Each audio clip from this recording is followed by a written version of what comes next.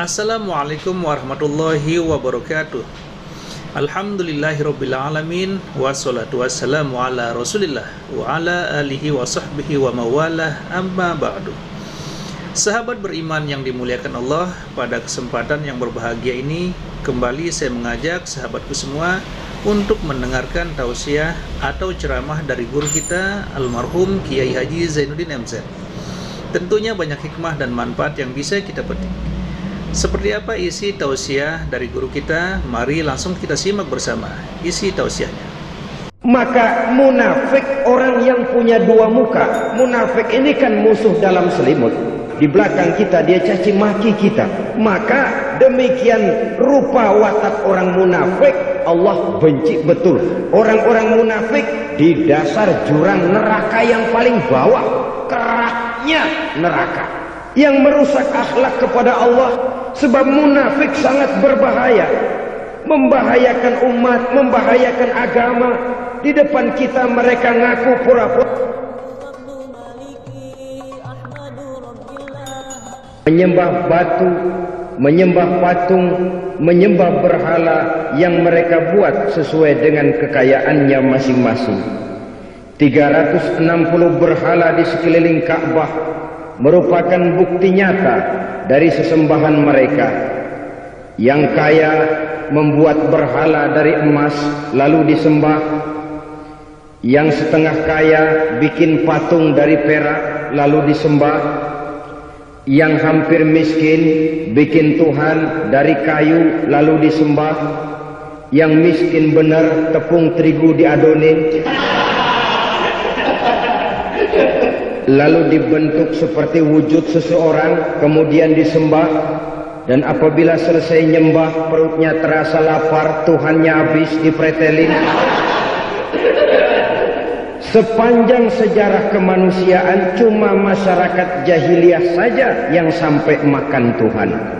Sesadis-sadisnya bangsa Indonesia belum pernah sampai makan Tuhan.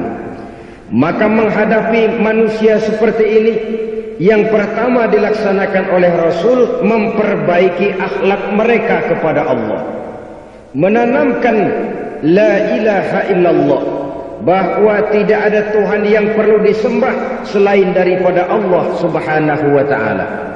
Ini hakikatnya merupakan inti daripada ajaran Rasul-Rasul terdahulu.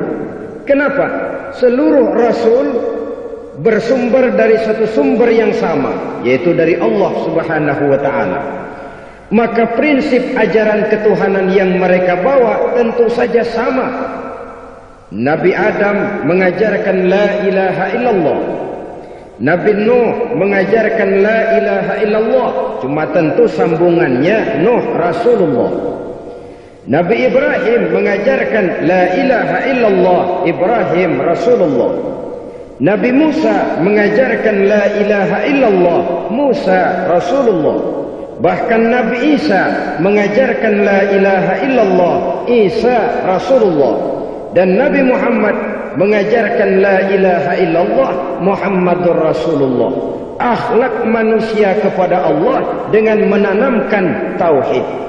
Jadi kalau ingin berakhlak yang benar kepada Allah, jaga tauhid, pegang teguh akidah.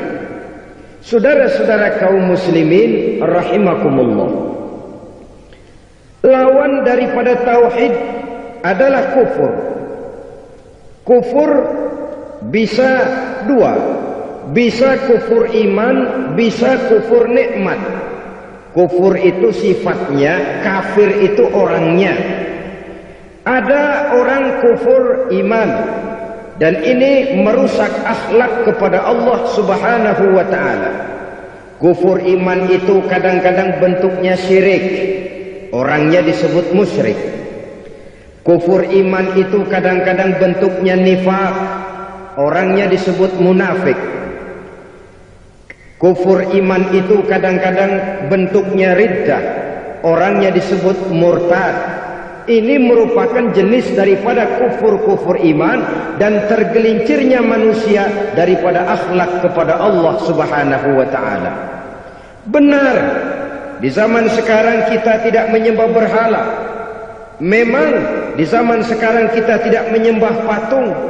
Iya, kita tidak berkeyakinan Tuhan lebih dari satu, tapi kadang-kadang akhlak kita kepada Allah sering lentur dan luntur, sering bergoyang dan tergoncang, sering kena erosi dan polusi. Bahwa kita tidak menyembah Latta, Uzza, Manat dan Hubal seperti masyarakat jahiliyah dahulu, memang. Tapi Latta zaman sekarang, Uzza zaman sekarang, Manat dan Hubal di zaman sekarang, berhala-berhala di abad kita sekarang ini, kadang-kadang bernama harta, kadang-kadang bernama wanita, kadang-kadang bernama tahta, mungkin juga bernama Toyota. Sesuatu yang lebih kita agungkan daripada Allah, menjelmalah dia menjadi berhala-berhala di zaman kita sekarang ini. Manakala kita di kantor sudah lebih takut kepada kepala bagian kita daripada kepada Allah, maka Tuhan kita barangkali adalah kepala bagian kita. Manakala kita sudah lebih takut kepada manusia daripada kepada Allah, bergeserlah akhlak kita kepada Allah, mengagungkan manusia dan menomorduakan Allah. Maka di zaman sekarang akhlak kita kepada Allah sering kena erosi, sering kena polusi.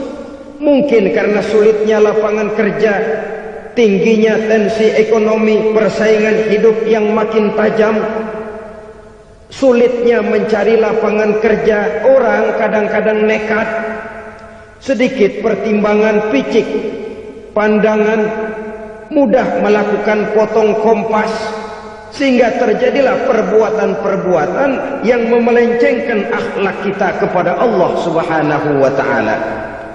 Kadang-kadang terjebak mempercayai selain daripada Allah, kadang-kadang terjebak di dalam mengagungkan yang selain daripada Allah lebih dari yang seharusnya.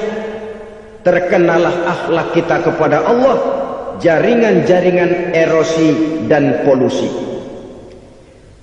Kufur sebagai lawanan daripada tauhid merupakan sifat daripada orang yang tidak berakhlak kepada Allah. Bentuknya pertama bisa syirik. Syirik itu artinya meyakini ada Tuhan lain selain daripada Allah. Itu yang namanya syirik. Jadi percaya Tuhan ada, cuman Tuhannya kelebihan. Itu yang disebut syirik, dan itu merupakan cerminan dari akhlak yang rusak kepada Allah Subhanahu wa ta'ala. Berkeyakinan Tuhan lebih dari satu, berkeyakinan bahwa Tuhan itu beranak atau diperanakkan, atau mengagungkan sesuatu sama dengan Allah, atau menjadikan yang selain Allah sebagai tujuan akhir daripada perjalanan kehidupan ini, maka itu sudah terjebak kita dalam musyrik. Dan syirik satu dosa yang tidak berampun. Bahasa kasarnya, yang namanya syirik itu jenis bapak moyangnya dosa. Saudara-saudara, sebab itu saya pesan, kalau memang terpaksa, biasanya yang tinggal di kota-kota besar itu kalau tidak kepengen dosa kan susah. Kalau terpaksa harus bikin dosa, cari yang kecil-kecil saja, yang kira-kira taubatnya gampang. Umpamanya pulang sholat Jumat nukar sendal, umpama, yaitu jelas dosa. Tapi dosa yang taubatnya agak mudah. Jangan sampai terjebak ke dalam syirik, menyekutukan Allah. Kalau sudah menyekutukan Allah, Allah dimadu, murka benar Allah kepada kita. Innallaha la yaghfiru ayyushraka bih wa yaghfiru ma duna dzalika liman yasha. Allah tidak akan memberi ampun kepada orang yang menyekutukannya dengan sesuatu, tapi Allah mau mengampunkan dosa yang selain itu bagi orang yang dikehendakinya. Jadi orang-orang yang sudah terjebak syirik, menyekutukan Allah, meyakini ada Tuhan lain selain daripada Allah, meyakini Tuhan beranak atau diperanakkan, bagaimanapun baiknya mereka di dunia, bagaimanapun sosial jiwanya, bagaimanapun pemurah tangannya memberikan santunan dan pertolongan kepada orang lain, kalau sudah syirik, seluruh nilai kebaikannya akan tidak ada gunanya lagi, karena tidak ada tempat nilai kebaikan itu bergantung. Sedangkan kita berbuat baik agar diterima oleh Allah. Kalau Allahnya marah kepada kita, siapa yang akan menerima nilai kebaikan itu sendiri? Ini bentuk yang pertama. Yang nyata-nyata menyembah berhala, syirik. Yang nyata-nyata beriktikad Tuhan lebih dari satu, syirik. Atau yang tersamar. Yang tersamar itu yang sering jadi penyakit kita. Saya sejak ada perkutut ini di rumah, perkutut. Saudara-saudara, yang merusak akhlak kepada Allah, yang merusak tauhid setelah syirik, bisa juga berbentuk nifak. Nifak itu sifatnya, orang yang punya sifat nifak disebut munafik. Asal katanya dari nafakun. Nafakun itu satu lubang yang punya dua muka, seperti goa, ada tempat masuk, ada tempat keluar. Maka munafik orang yang punya dua muka. Kalau bahasa kita, pandai bermain minyak di atas air.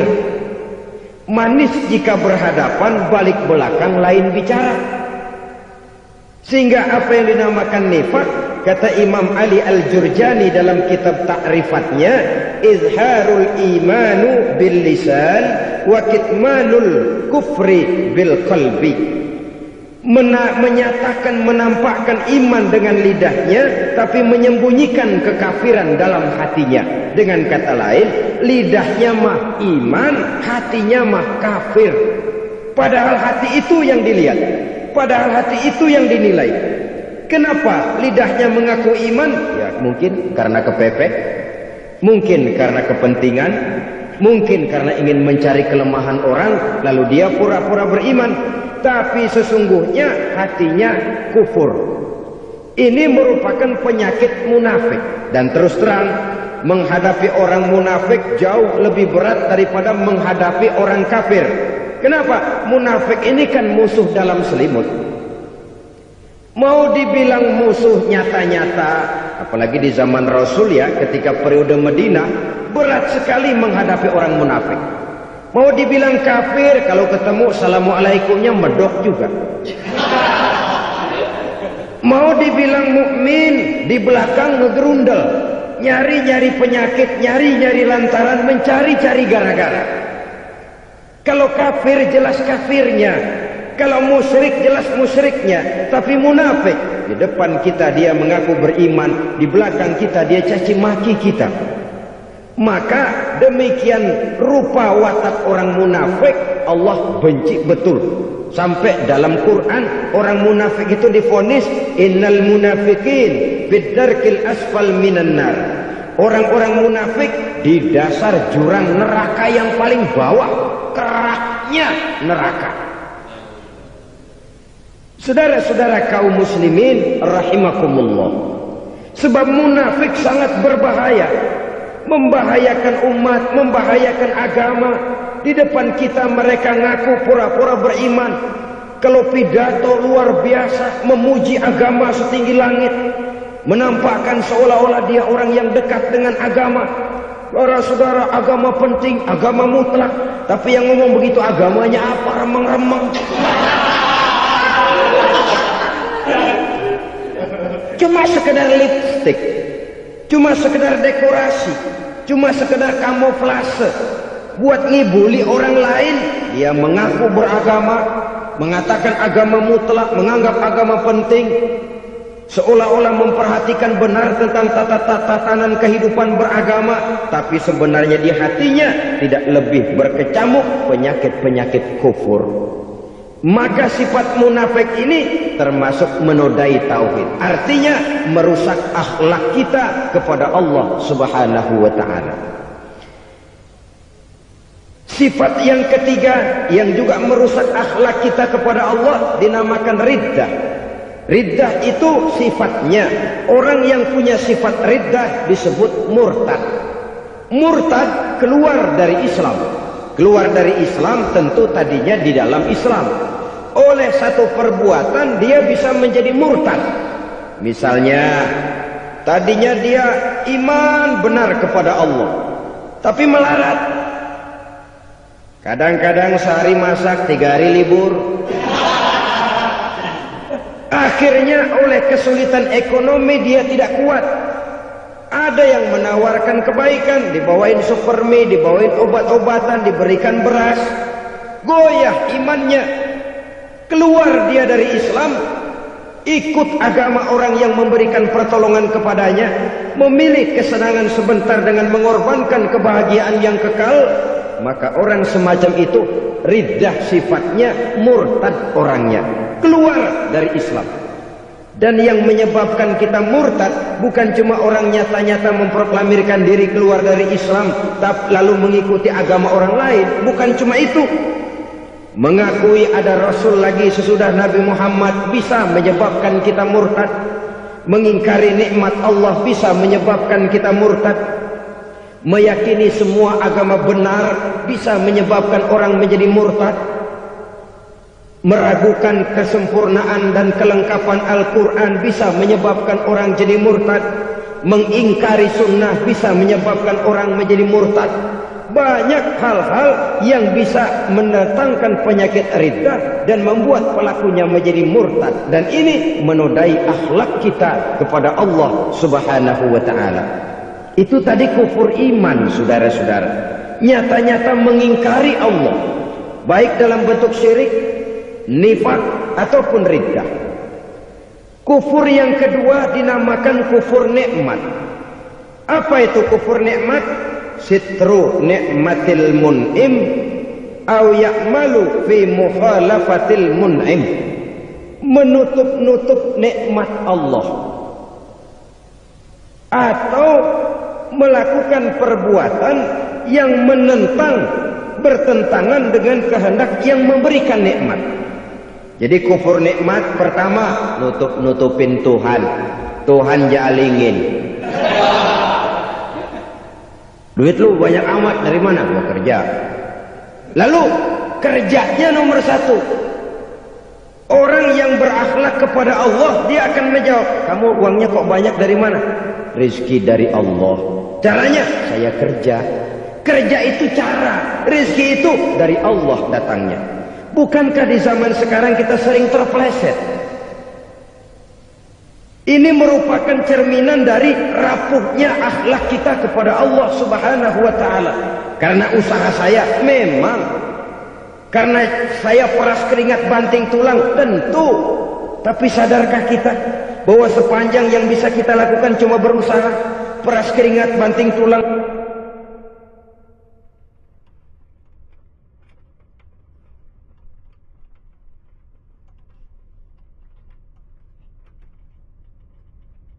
Soal rizki, soal jodoh, soal maut, kitakah yang mengatur?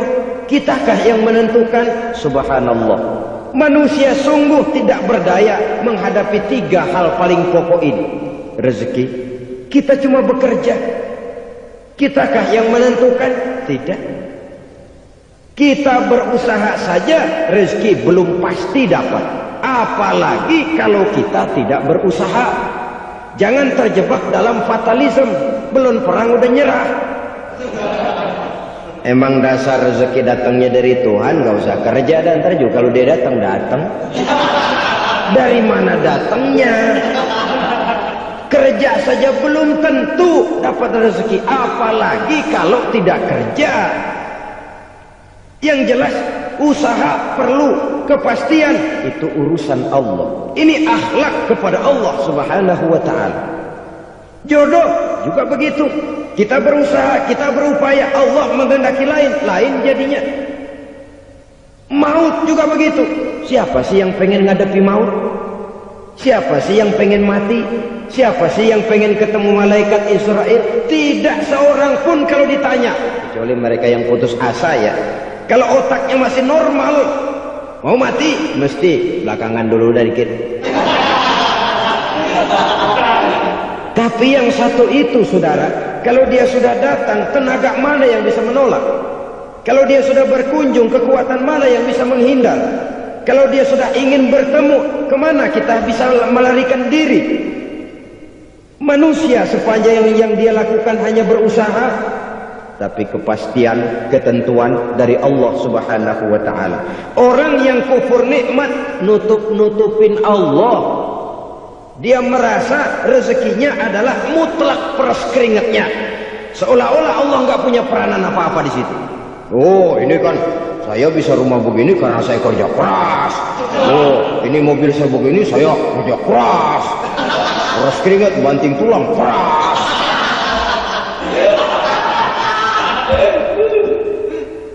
Saudara-saudara kaum muslimin rahimahkumullah.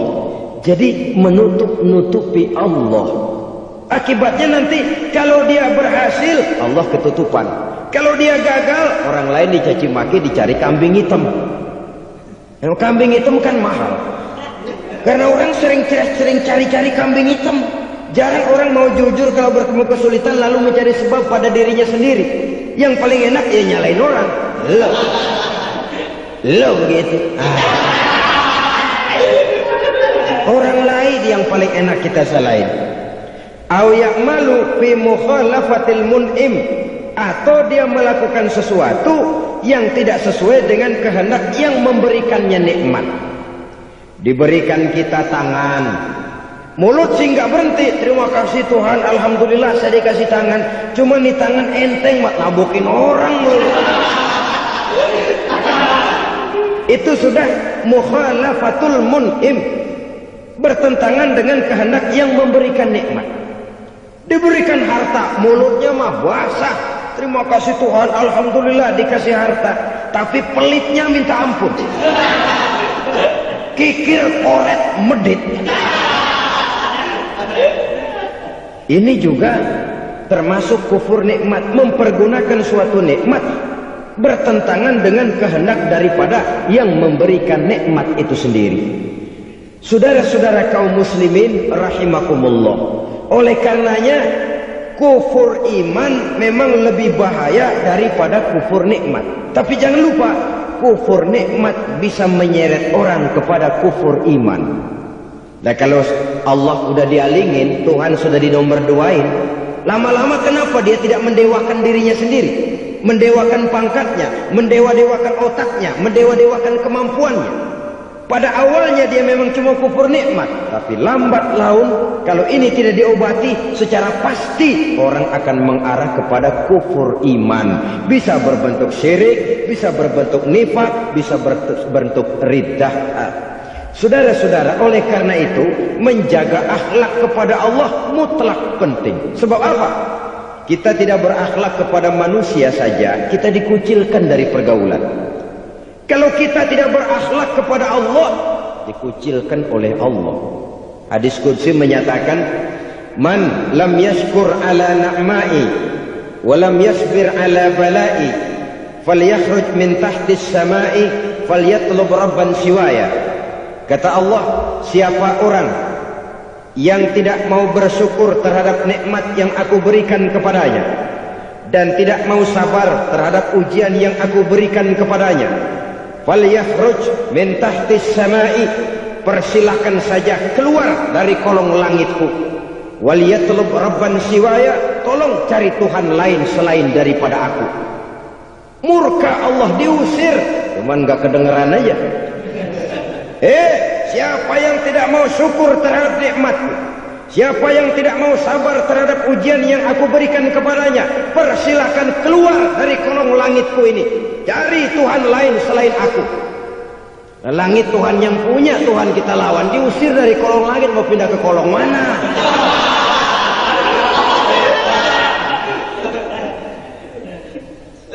Jadi jangan merasa kufur nikmat kan enteng. Iya, kelihatannya begitu, tidak sebahaya kufur iman. Tapi kufur nikmat ini merupakan anak tangga yang kalau kita sudah mulai naik, kita akan naik terus sampai kepada tingkat di mana kita mengalami kufur iman. Kalau sudah ke sana, maka akhlak kita kepada Allah terkenalah erosi, terkena polusi, hancur akhlak kepada Allah, dan itulah sumber kesengsaraan abadi. Kalau cuma kita tidak berakhlak kepada manusia, barangkali resikonya cuma kehidupan di dunia ini. Mungkin juga ada kehidupan akhirat. Tapi kalau sudah tidak berakhlak kepada Allah, dunia akhirat kita rugi dan celaka.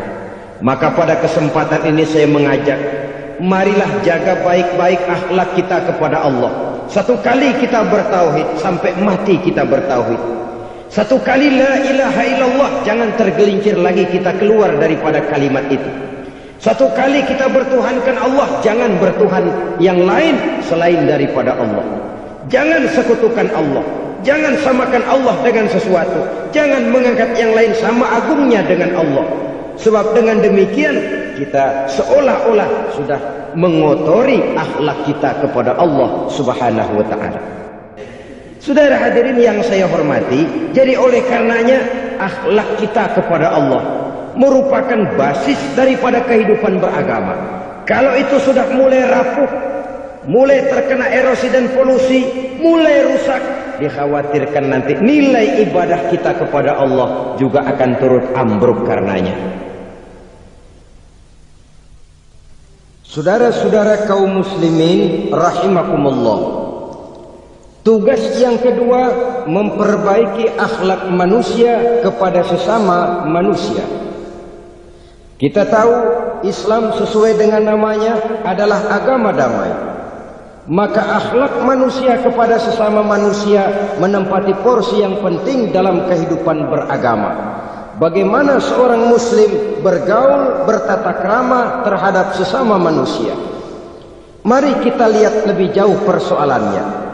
Untuk memudahkan pembicaraan dari kacamata agama, kita kelompokkan saja manusia itu dalam dua. Pertama yang seiman dan yang kedua yang tidak seiman. Yang tidak seiman itu kita sebut saja kufur atau kafir. Nah, kepada yang kafir pun kita diajarkan untuk berakhlak. Apalagi kepada yang memang nyata-nyata seiman, sekeyakinan, seakidah. Kemanapun Islam datang, ke negara manapun ia masuk, ia tidak menaburkan kerusakan. Jadi tidak benar kalau orang pernah itu menggambarkan, saking sentimennya seorang orientalis pernah menggambarkan Nabi Muhammad di tangan kirinya Quran, di tangan kanannya pedang. Menggambarkan seolah-olah Islam dikembangkan dengan kekerasan. Sebenarnya tidak sama sekali. Kalaupun dalam sejarah perkembangan Islam pernah terjadi perang, maka perang dalam Islam sesungguhnya apabila kita amati sejarahnya bukan untuk memaksakan agama. Karena memang agama tidak bisa dipaksakan, tetapi justru untuk mempertahankan agama dari segala macam hambatan, rintangan, hinaan dan fitnahan. Tapi kemanapun yang jelas Islam masuk, dia tidak pernah membuat kekacauan, kerusuhan ataupun penghancuran. Candi Prambanan bahkan dipugar, gereja-gereja tidak ada yang dihancurkan oleh umat Islam. Kenapa? Islam agama damai. Soal agama, soal lakum dinukum waliyadin, la ikraha fid din, qad tabayyana ar-rusydu minal ghayy. Tidak ada paksaan dalam beragama, sebab nyata yang benar dengan yang tidak benar. Belum pernah ada orang kafir masuk ke perkampungan orang Islam lalu dikejar-kejar, diteriakin kafir, kafir, sunatin.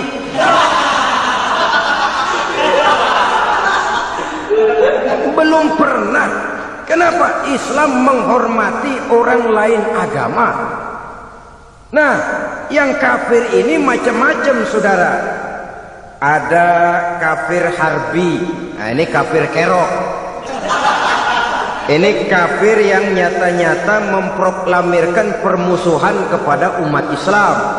Nyata-nyata mengganggu ketenangan umat Islam. Kafir yang seperti ini yang boleh diperangi. Misalnya kita mau sembahyang Jumat dijagain, nggak boleh sembahyang Jumat, getok palanya.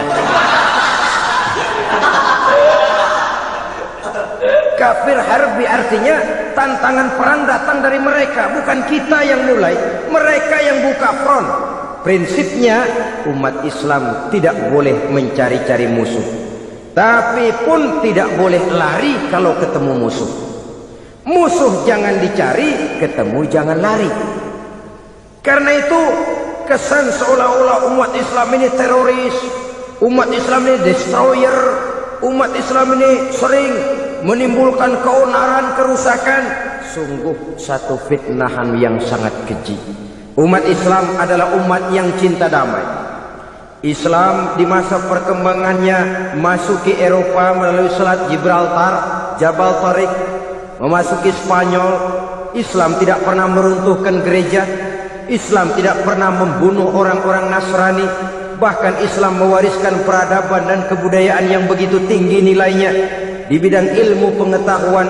Sampai ketika itu Barat banyak mengkaji ilmu pengetahuan dari dunia Islam. Buku-buku berbahasa Arab diterjemahkan ke bahasa Yunani, dipelajari oleh para cendekiawan di negeri Barat sana. Mereka mengambil manfaat yang banyak dari masuknya Islam ke Eropa. Sementara gereja tetap berdiri dengan megahnya. Kuil-kuil tempat peribadatan tidak satupun yang diusik-usik. Kenapa? Islam agama yang cinta damai. Asal dia tidak diganggu, asal kehormatannya tidak dihinakan. Jadi kafir harbi, kafir yang nyata-nyata nantang perang, ngajak berkelahi, itu kafir yang nyari penyakit. Kafir harbi ini boleh diperangi dengan catatan mereka yang memang mulai. Yang kedua, kafir zimmi. Kafir zimmi, kafir yang hidup di tengah mayoritas muslim, tapi mereka mau hidup dengan aman, damai, tenang. Mereka wajib dilindungi. Bahkan Nabi pernah memberikan satu jaminan, man azazimmiyan faqad azani. Siapa yang mengganggu orang kafir zimmi sama saja dengan mengganggu saya. Kehormatannya dijaga, harta bendanya dilindungi, anak istrinya pun dilindungi. Dan ini jadi kenyataan. Saudara bisa lihat di negara-negara yang mayoritas penduduknya beragama Islam, orang-orang kafir di luar Islam hidup dengan tenang, aman, damai. Di Saudi Arabia, di luar tanah haram, di luar Mekah dan Madinah, banyak orang-orang kafir mencari nafkah. Mereka tenang, aman, dilindungi undang-undang. Begitu di Mesir, begitu di negara Indonesia yang berdasarkan Pancasila ini.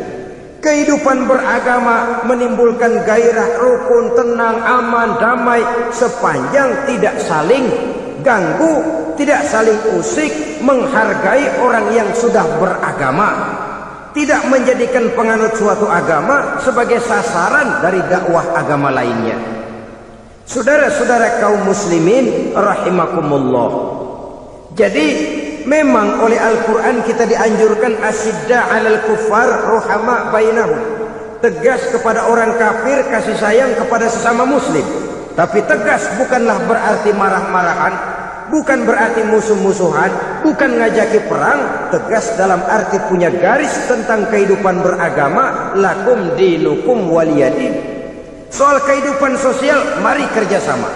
Bangun jalan, ayo rame-rame. Siskamling, mari bebarengan. Bikin puskesmas, mari sama-sama. Tapi kalau sudah soal agama, itu tidak perlu ada toleransi agama. Yang perlu toleransi antar umat beragama. Kalau umatnya mau kerjasama silakan, tapi tidak menyangkut soal ibadah. Jangan kerjasama di bidang ibadah.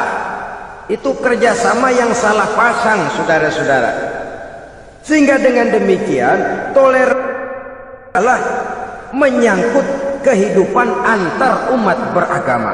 Sedangkan agama sendiri punya coupling yang nyata. Sehingga dengan demikian tegas kepada orang kafir dalam arti kita punya satu kepribadian. Tidak ngambang. Enggak, lalu kalau ditanya orang, sebenarnya agama lu apa sih? Gua mah gimana musimnya aja. Agama pakai musim kayak rambutan. Akhirnya ya begitu, musim-musiman. Ke masjid kelihatan, ke gereja hayo, ke candi nongol, ke apa? Bingung malaikat bagaimana nyatetnya nih bocah ini. Di mana aja ada. Kita punya satu kepribadian. Saya muslim dan garis saya ini, lakum dinukum waliyadin. Bagi Tuhan persilakan agama Tuhan, bagi kami agama kami. Kami hormati Tuhan, Tuhan hormat kepada kami. Tapi soal agama, kaplingnya jelas. Kerjasama, mari urusan muamalah, bidang sosial. Yuk kita siskamling sama-sama dengan orang lain agama. Mari jaga kerukunan, kesatuan, persatuan, kekompakan. Perbaiki jalan yang rusak, mari sama-sama. Mendandani jembatan yang runtuh, mari sama-sama. Tapi sembahyang, kaplingnya lain-lain. Sebab Nabi juga dulu pernah ditawarkan begitu loh sama kafir jahiliyah dulu, Quraisy itu. Sudah Muhammad, sekarang begini saja, kita join aja daripada marah-marahan. Hari ini saya oke menyembah Tuhanmu Allah, besok gantian kamu menyembah Tuhan kita Latta, Uzza, Manat dan Hubal. Turun, qul ya ayyuhal kafirun la a'budu ma ta'budun. Soal ibadah kaplingnya jelas, tidak boleh dicampur adukkan.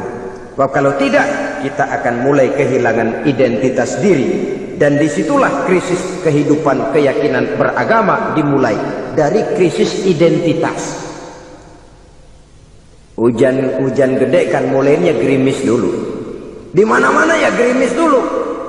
Gerimis makin lama makin gede. Kita akan mulai dengan kehilangan identitas diri.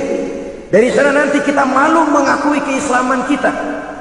Kalau orang Islam malu mengakui keislamannya, ini kan ironi, menyedihkan.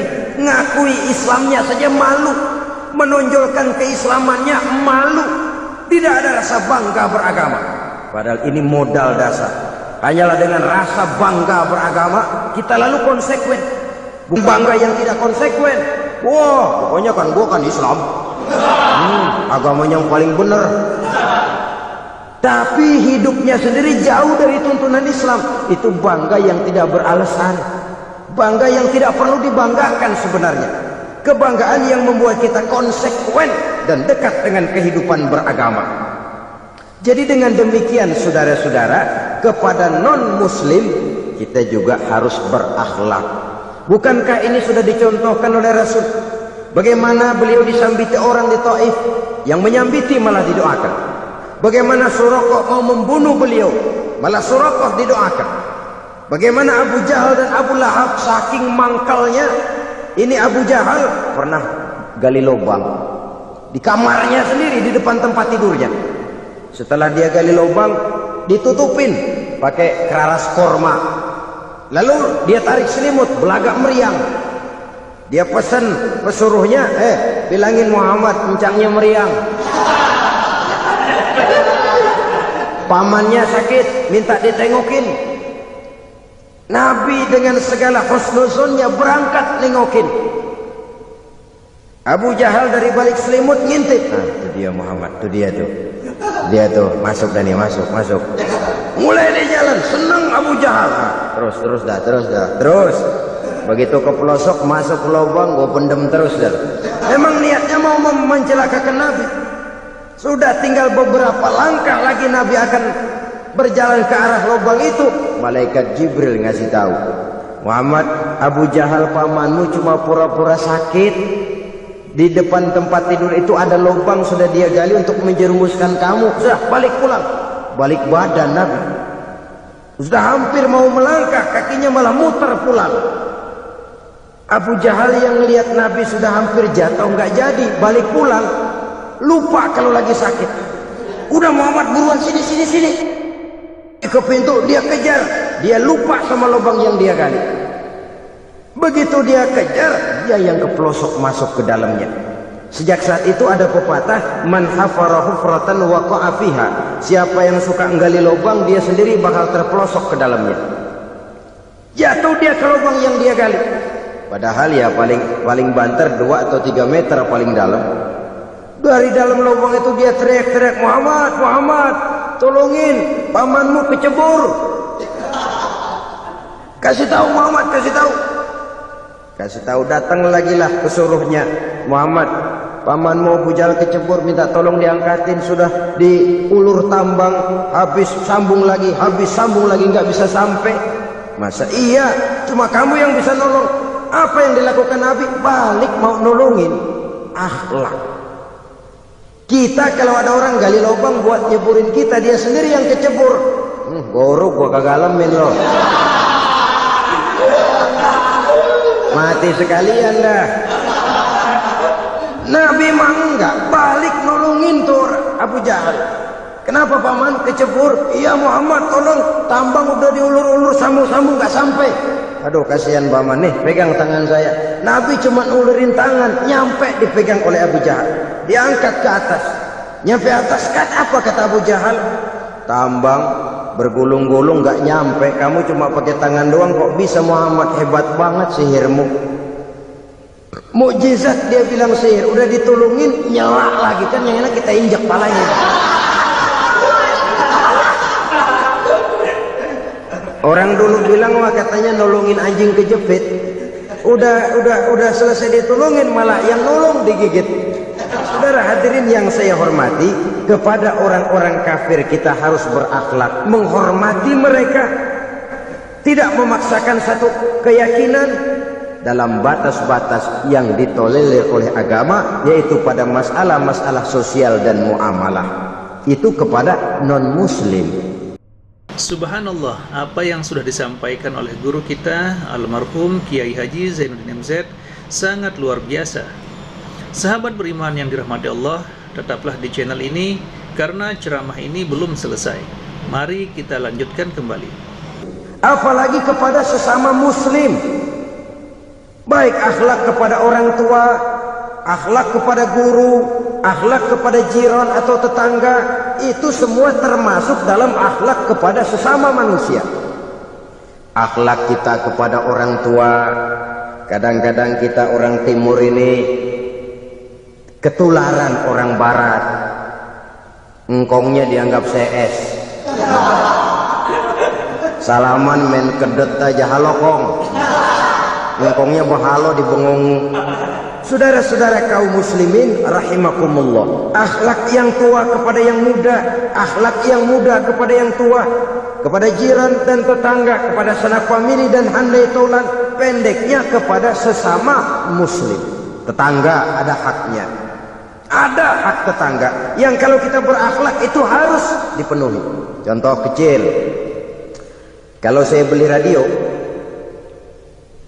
itu saya dong boleh berpikir, ini radio saya beli pakai uang saya setel di rumah saya, sekeras-kerasnya ada apa sama orang lain? Radio gua, yang beli gua pakai duit gua, gue setel di rumah gue, ada urusan apa sama orang lain? Itu kalau menurut saya. Tapi tetangga sebelah saya kan bisa juga ngomong begitu.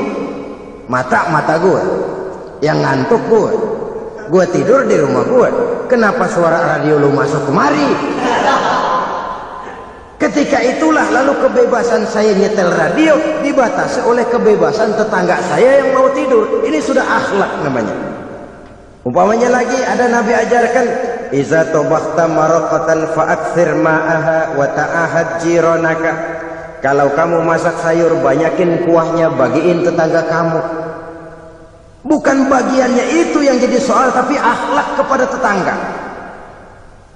Udah tahu tetangganya kelaparan, diseksa, goreng ikan asin, se-RW baunya ngayap, kembang kempis orang nungguin. Saudara hadirin ma'asyiral muslimin rahimakumullah. Jadi dengan demikian, kalau sudah kembali kepada orang-orang yang nilai imannya sama dengan kita, apapun organisasinya, apapun baju yang mereka pakai, kaos yang mereka pakai, jaket yang mereka pakai, kalau sudah seakidah, seiman, jaga akhlak kita. Pendapat boleh berbeda, kaos boleh tidak sama, jaket boleh beraneka warna, bendera boleh beragam-ragam, tapi ukhuwah Islamiyah ini utamakan. Adalah lebih baik mencari persamaan dalam kehidupan dan bukan memperbesar perbedaan. Hanyalah dengan mengembangkan nilai-nilai akhlak semacam ini, toleransi tidak hanya diperlukan kepada yang non-muslim, kepada sesama muslim pun toleransi. Artinya apa? Jangan memvonis amalan orang lain. Yang usoli, yang tidak usoli, berjalanlah menurut keyakinannya masing-masing. Jangan lalu memvonis, itu namanya nggak toleransi. Kamu nggak pakai usoli ya? Enggak. Brengsek. Kamu pakai usoliyah? Iya. Bid'ah. Lah dua-duanya kagak yang bener. Kalau yang sembahyang kagak bener, bagaimana yang kagak sembahyang? Apa itu yang bener? Toleransi, setuju dengan perbedaan pendapat, jangan memponis amalan orang lain. Karena kita hanya beramal, hak menerima adalah Allah Subhanahu wa ta'ala. Jangan sebentar-bentar mencap bid'ah, dolalah, benar, neraka. Kayaknya neraka kapling orang tuanya kali. Gampang bener masukin orang ke neraka. Kita kadang-kadang bisa toleransi dengan orang luar, tapi kepada sesama muslim toleransi tidak sanggup kita adakan. Mengklaim merasa kita yang benar, orang lain salah semua, itu tidak toleransi namanya. Mentang-mentang jadi ustadz, nih satu-satunya ustadz di sini ya, semuanya mesti ngaji kemari. Kalau nggak ngaji kemari Islamnya kurang tapi benar. Toleransi. Saudara-saudara kaum muslimin rahimakumullah, lapang dada menghargai orang yang berbeda pendapat, apalagi kalau perbedaan pendapat itu menyangkut hal-hal yang tidak prinsipil, menyangkut hal-hal yang sekunder dalam kehidupan beragama, menyangkut masalah-masalah yang dalam bahasa fikih disebut soal-soal furu'iyah. Tidak usah menyebabkan kita bersih tegang. Kepala sama hitam pendapat boleh berbeda dan halal. Bahkan Nabi mengatakan ikhtilafu ummati rahmatun. Perbedaan pendapat di kalangan umatku bahkan menjadi rahmah, sepanjang perbedaan pendapat itu diiringi dengan rasa toleransi. Tapi kalau sudah main baku hantam, main klaim, memponis orang lain, akhirnya timbullah keretakan. Jangan heran kadang-kadang satu masjid dua kelir. Ya soal kelir boleh kelar-kelir, boleh kelar-kelir, tapi kalau harus terlalu mencolok menyebabkan timbulnya keretakan, saya kira yang akan turun bukan lagi rahmah tapi bala. Bala akan menimpa kita, jatuh kita menjadi umat yang lemah. Oleh karena di antara kita sendiri, sesama kita tidak pandai bertoleransi, tidak lapang dada. Ada anak muda kelihatannya mau majuan dikit, yang tua curiga. Ya kalau dia maju pasaran gua bangkrut dong nih. Lalu ditekan tuh anak ditekan melejit. Kadang-kadang yang tua maksudnya baik, mau memelihara, yang muda salah terima. Kan tua kejemur. Dari dulu sampai sekarang gitu-gitu doang, anak kemajuannya. Padahal yang tua barangkali maksudnya juga baik, mau memelihara. Sebenarnya kalau kita bisa mencoba mencari titik temu dengan alur komunikasi, tidak merasa diri yang paling benar, tapi toleransi, boyak menerima pendapat orang lain, setidaknya mau mendengar omongan orang. Yang susah kalau udah kena penyakit, nggak mau ngerti omongan orang, nggak mau nerima pendapat orang. Kodok di kolong tempayan, cukeng kayu asem, asal ijo udah ijo aja ijo dah. Nggak ngerti omongan orang, yang kayak begini yang orang jadi kesandung. Oleh karena itu saudara-saudara, alangkah nikmatnya kehidupan ini apabila kita menyadari kita ini ummatan wahidah, satu umat yang satu, yang diikat dengan akidah. Kalau kepada yang non muslim saja kita diajarkan untuk berakhlak, apatah lagi kepada yang seiman, seakidah, sekeyakinan. Wajarkah perbedaan pendapat yang kecil-kecil lalu menyebabkan kita bertolak belakang, cerai-berai, centang perenang? Bila bertemu di jalan yang satu menyisih ke kiri, yang lain menyingkir ke kanan. Kalaupun juga bercampur di tengah kumpulan orang banyak, persis air dengan minyak. Yang atu melengos, yang atu madep mojok.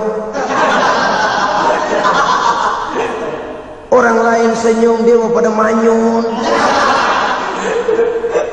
Saudara-saudara kaum muslimin rahimakumullah, realita ini walaupun tidak enak, pahit, tapi masih hidup di sebagian masyarakat kita. Ini yang perlu kita atasi. Soal toleransi kepada orang lain, sejarah sudah membuktikan. Mari kita jangan cuma bisa mengajak orang lain, umat lain untuk bertoleransi dengan kita, tapi kepada sesama kita. Toleransi ini perlu kita tegakkan, perlu kita bina, terutama di dalam kita menuju bentuk ideal daripada konsep ukhuwah Islamiyah ini, yang memang selalu kita akan cari bentuk-bentuk idealnya sejalan dengan perkembangan situasi dan kondisi yang dihadapi oleh umat. Perbedaan organisasi, perbedaan kepentingan organisasi tidak seharusnya menyebabkan kita merasa meremehkan orang lain dan mengangkat diri, mengklaim diri sebagai yang ter. Jadi dengan demikian, apabila yang pertama tadi akhlak kepada Allah dinamakan hablum minallah, maka yang kedua ini merupakan hablum minan nas. Jikalau baik akhlak kita kepada Allah, baik akhlak kita kepada manusia, nikmat rasanya menjalani kehidupan. Kadang-kadang orang akhlaknya kepada manusia baik, tapi kepada Allah tidak baik. Hormat sama yang tua, menyayangi yang muda, sama tetangga rukun, tapi sama Tuhan nggak mau sujud. Ini baik kepada manusia, tapi tidak berakhlak kepada Allah. Atau sebaliknya, sujudnya sama Allah tekun, bener, khusyuk, bahasanya juga fasih, luar biasa. Tapi sama manusia sombong, takabur, ujub, merasanya dia doang yang paling benar. Sebab iblis itu ya, itu kadang-kadang datang lewat hati, dan memang selalu markasnya di situ. Kalau dia tidak bisa menggoda kita dengan yang lain, dia tumbuhkan sifat ujub.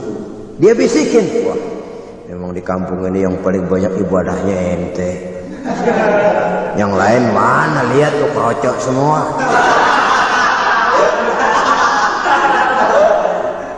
Lalu di hati orang itu tertanam sifat iya ya. Nah, tatkala iya ya, dia sudah terkena serangan iblis. Akhirnya apa? Orang lain diremehin. Asalnya nggak mau sembahyang, ya diajak salaman dan najis aja deh.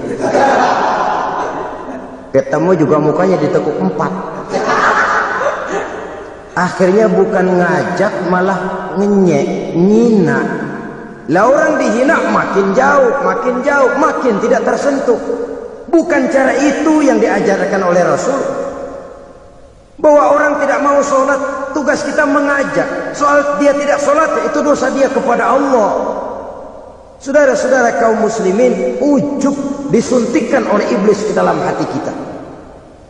Sujudnya kepada Allah benar, tapi akhlaknya kepada sesama manusia merasa paling benar sendirian, merasa orang lain salah semua.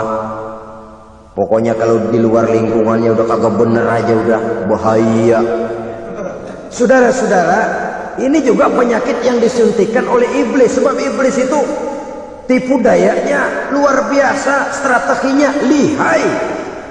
Makin tinggi kualitas iman, ya makin berat upaya iblis untuk menjerumuskan kita.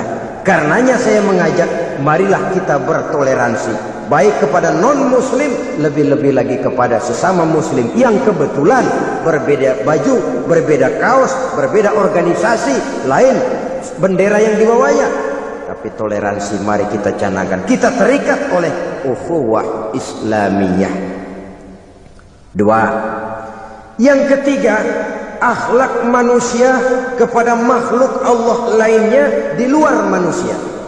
Saudara-saudara, dengan berakhlak kepada Allah, berakhlak kepada sesama manusia, berakhlak kepada makhluk Allah di luar manusia, baik flora maupun fauna, maka mudah-mudahan akan terciptalah satu ekosistem, satu lingkungan hidup yang membuat kita nikmat menjalani kehidupan ini.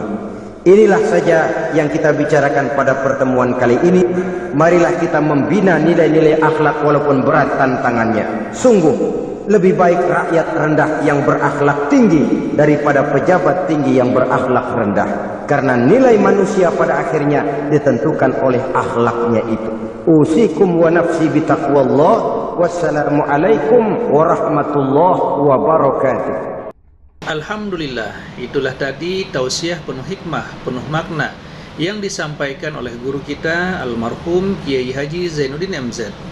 Sahabat beriman yang dirahmati Allah, mari kita sama-sama doakan guru kita, semoga beliau diampuni segala dosanya dan dilapangkan kuburnya.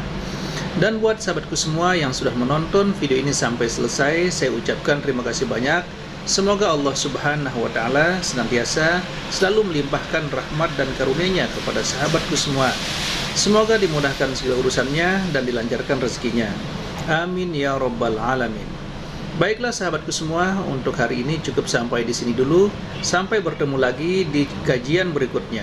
Wabillahi taufiq wal hidayah, waridho wal inayah. Assalamualaikum warahmatullahi wabarakatuh.